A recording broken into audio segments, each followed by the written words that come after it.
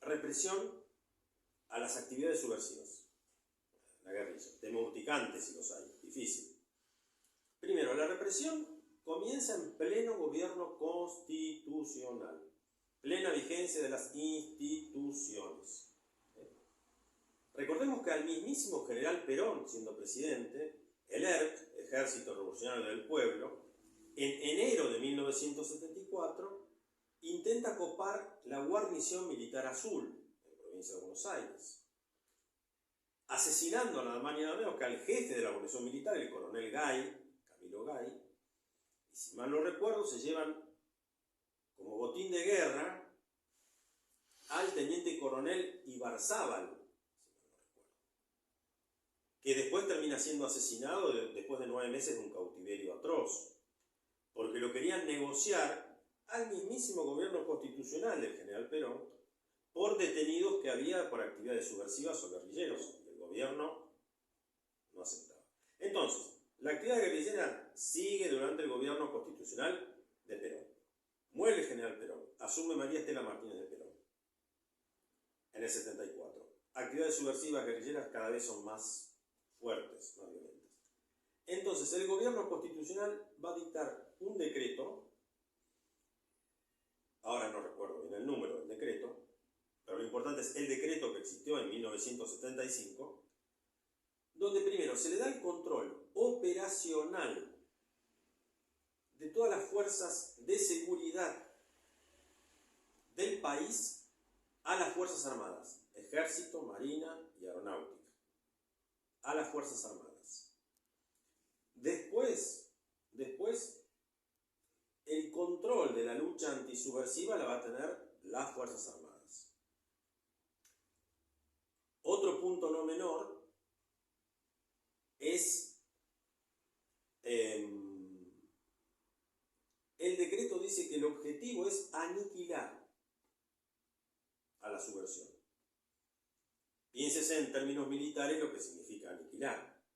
Aniquilar es exterminar al enemigo, sacarlo del combate derrotado. Eso es aniquilar. Pregúntenle a cualquier militar iniciado en alguna estrategia, en algún estudio de eso, qué significa aniquilar. ¿Por qué, Guillermo, si todo esto está tan claro, la gente está tan confundida?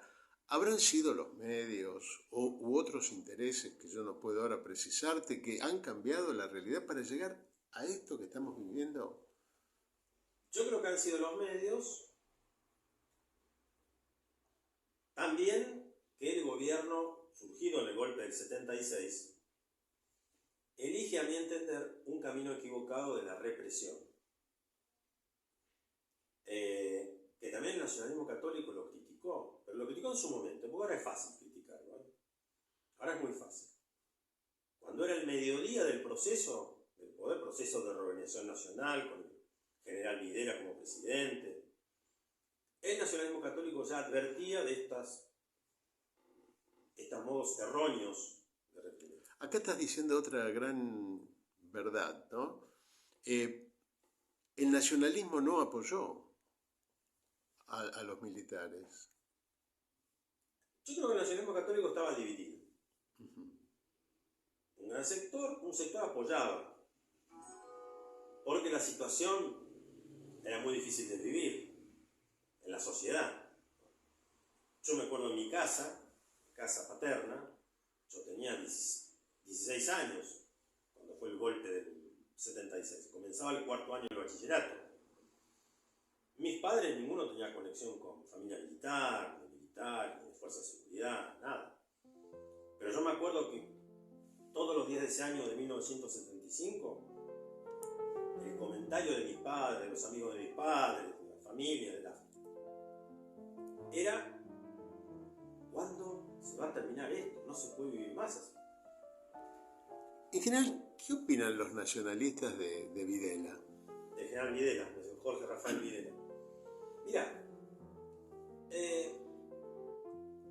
yo diría más que los nacionalistas, el nacionalismo, si querés. Porque el nacionalista puede haber distintas opiniones. El nacionalismo católico, en general, su postura es: primero, Videla era un general de la llamada línea liberal del ejército. Acordémonos que el ejército se dividió siempre en dos grandes líneas: la línea nacional y la línea liberal. Dentro de la línea nacional estaban también el nacionalismo católico, los militares nacionalistas católicos, y en la línea nacional, o sea, el peronismo.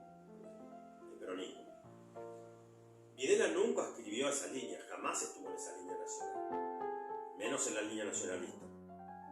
Videla, como te decía, liberal, tremendamente antiperonista,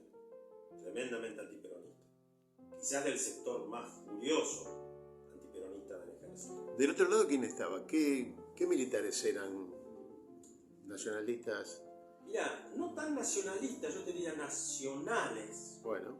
Nacionales, que le cuestionaron a Videla el tema de la represión, llamémosle ilegal. Generales Guaso y Mujica. Cuando Videla asume el gobierno, el poder, en el 1976, quiere cubrir la jefatura de la Policía Federal.